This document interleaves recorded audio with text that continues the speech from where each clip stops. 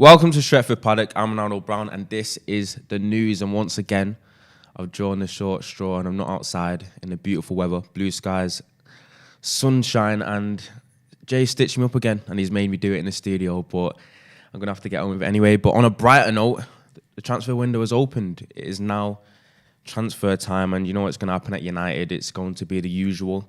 Going to be linked to here, everyone, and I think the fact that it's going to be the Euros, it's going to kind of accentuate that a little bit.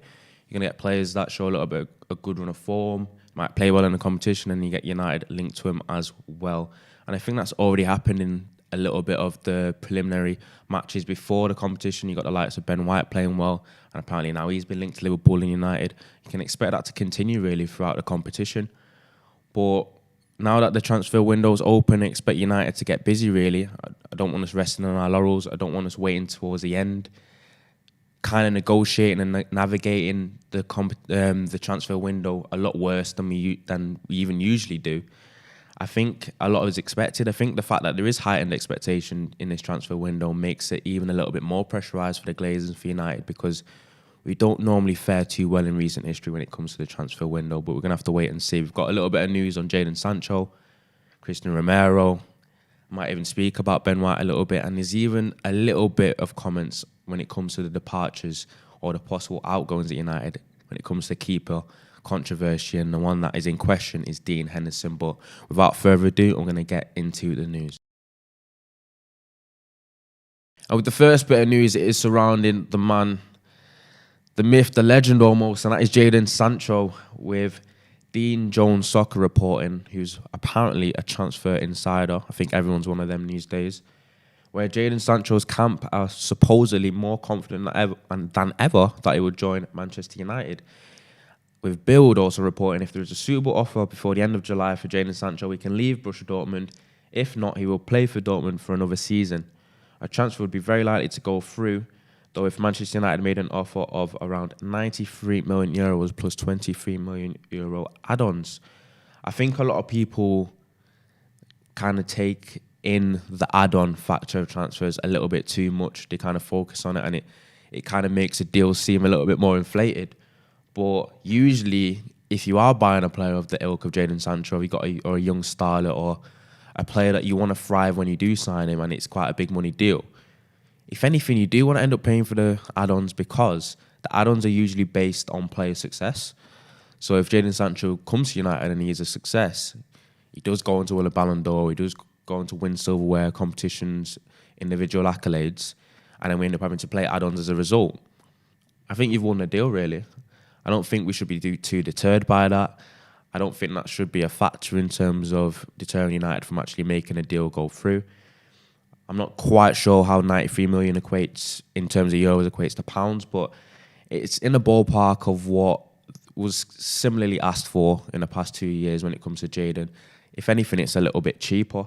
And I don't think United really have an excuse not to get this deal done at the moment. I think it's one of those where if it's it's pretty much the third summer now, or the third window, that Jadon Sancho doesn't come. If you don't get it done, it looks increasingly damning on United. And I think it's a situation where if he's your main target and you're Manchester United Football Club and you've repeatedly dropped the ball on it, there's literally no room to hide. It's just unacceptable, really. I'm here getting a little bit more frustrated, and I'm reporting it as time goes on, in terms of it feels like a never-ending carousel of hope, like being cautiously optimistic.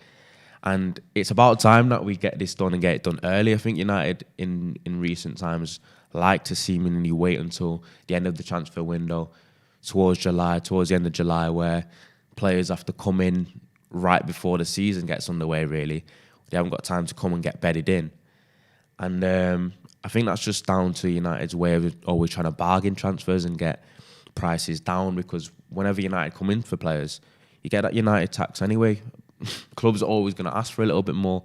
They're always going to try and see if they can push for a little bit of money, because that's how they feel like they can bully United a little bit.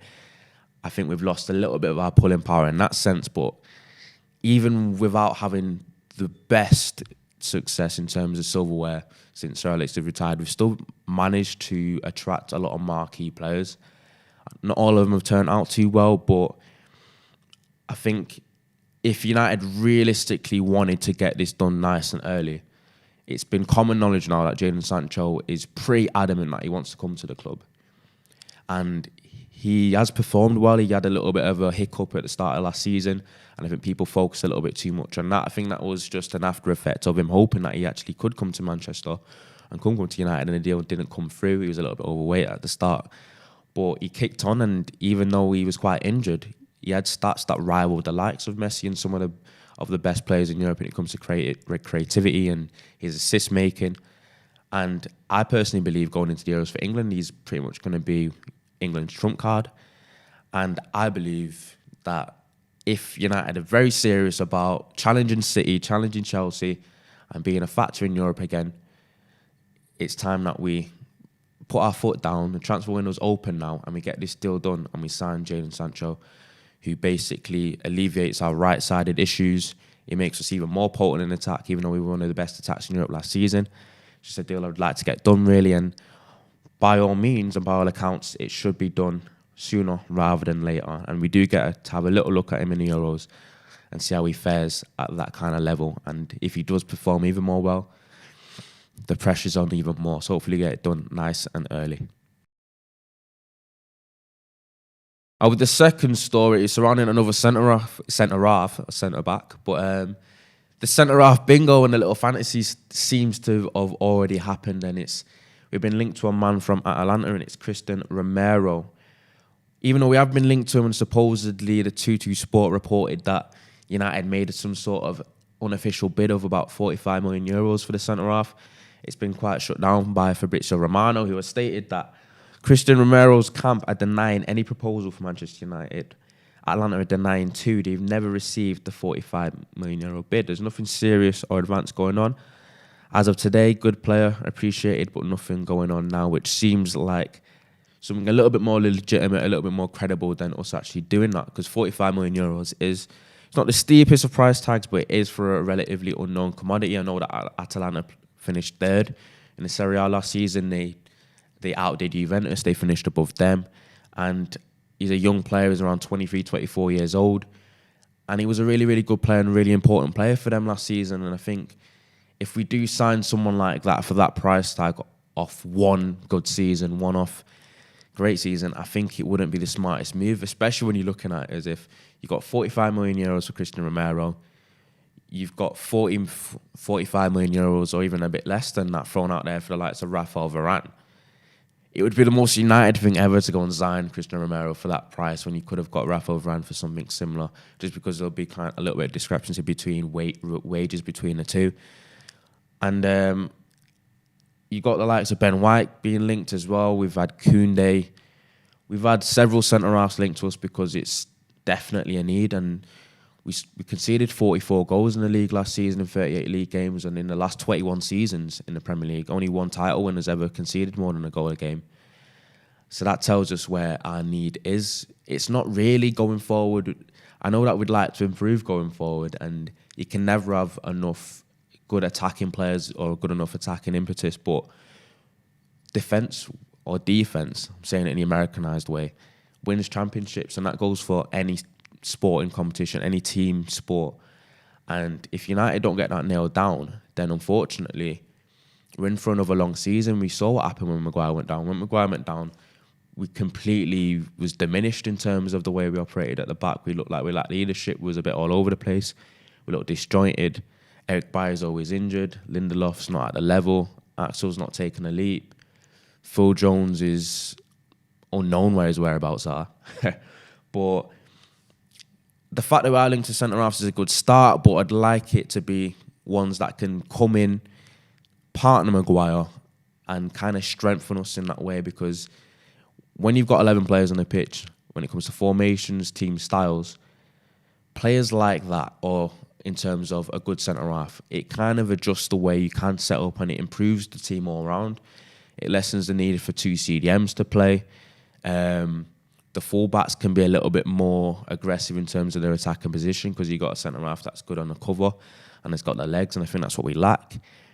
But in terms of a centre-half, I'm not too sure. I don't know too much about Christian Romero, but I'd like us to go for Rafael Varane. I know everyone thinks on this channel that I'm not a big fan of him, but I definitely think is good enough to come and be an important figure in a backline for United and partner Maguire. And I think that's something that looks like a formidable duo, and it's very well balanced.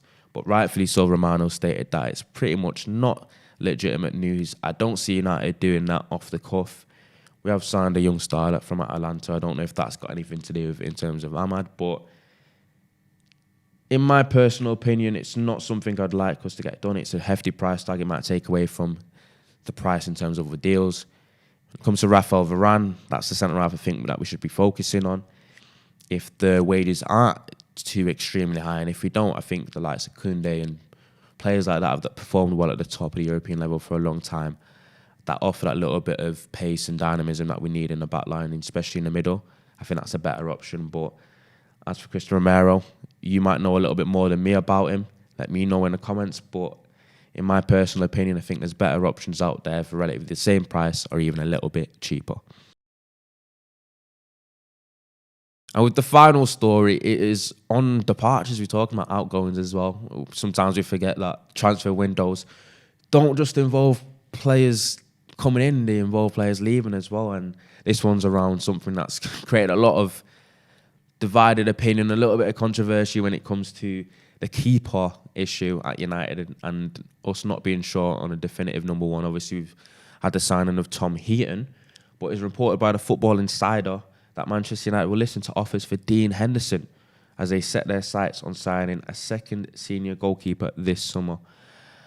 And obviously having signed Tom Heaton as being the first, and that suggests that United aren't too sure about Dean Henderson, does it? I know there's been a bit of situation in terms of people not being sure about David De Gea either. I think they've both got their strengths and they've both got their cons, but the issue is they both seem to have altering or contrasting ones. So whatever one keeper's good at, the other isn't. And but in my personal opinion, I'm more of a David De Gea fan. I don't know if that's just me being a little bit just loyal to him in terms of the fact that I've seen all his good times, I've seen all his great performances, his great saves. I've seen his save at the Bernabeu, I've seen his saves at Old Trafford against Everton. I've seen all the great sides of David De Gea, and I've seen how he's been player of the season a couple of times. He's dragged us out of the mud. He might not quite be that keeper anymore, but I think it's one of them where I feel like I've held on to that a little bit. I think when I've seen Dean Henderson, I think he's a little bit more commanding. He's better when we play a high line in terms of sweeping up. He's got that a little bit more presence about him, but I don't think he's as good a shot stopper as David De Gea. I think he's not got quite them qualities. I think they're equally as bad as each other at times when it comes to their distribution, even though David De Gea was meant to be quite good at that. So I think United are in a little bit of a pickle when it comes to that. I know I would like to have been linked to Donnarumma. I don't think that's how you can quite pronounce it. Correct me if I'm wrong. I might have butchered that. But when it comes to Dean Henderson, United giving up on him already. I don't think it's that. I think United are just open to listen to offers. And it might be a situation where because United are unsure between the two, they might actually rely on other teams making a decision for him. If a team comes in for a deal that we can't refuse for Dean Henderson, United are then like, happy days, we'll get rid of him, we'll get the money we can use elsewhere, and then we just move forward as David De Gea. I don't think it's almost like a win-win for United. I know it divides opinion. I know you'll have a lot to say in the comments on who you'd rather as a keeper. But the fact that United are open to listen to offers for him means that they're not definitively set or confident that he is the guy moving forward. And just as I've said, defence is important. Part of the defence is obviously the keeper. And keepers can win you 8, 10 points when they're really, really good in a season. And that can make all the difference in a title charge. So, in my personal opinion, I'm more of a David De Gea guy. So, I'm actually quite open to the fact that United are listening to offers for Dean Henderson. So, we're going to have to see how that materialises. But it's the 9th of June and the transfer window, the Premier League summer transfer window is now open. So, hopefully, United don't sleepwalk, don't take too long, don't sell us all a dream, because Joe Glazer and United have promised us big things this summer. And I think we deserve it. I think it's about time that we show a little bit of ambition in terms of the way that we do these deals and get it done and improve the team and get back to where United need to be. But the transfers window is now open and we're going to have news for you every morning. We're going to have lives. We're going to be reporting as soon as stuff breaks. It's going to be a hectic one, hopefully anyway, and being optimistic about that. And we're going to have it all here for you on Stretford Paddock. But as far as I'm concerned, I've been Ronaldo Brown. I've been doing the news at the studio again. They don't quite want me at Old Trafford again. But it's been a little bit of a quieter one. Not much updates on Jadon Sancho, a little bit on Cristian Romero, a little bit on departures on Dean Henderson. But that's it for the news, and I will see you next time. Remember to like, comment, subscribe if you're new, and I'll see you next time.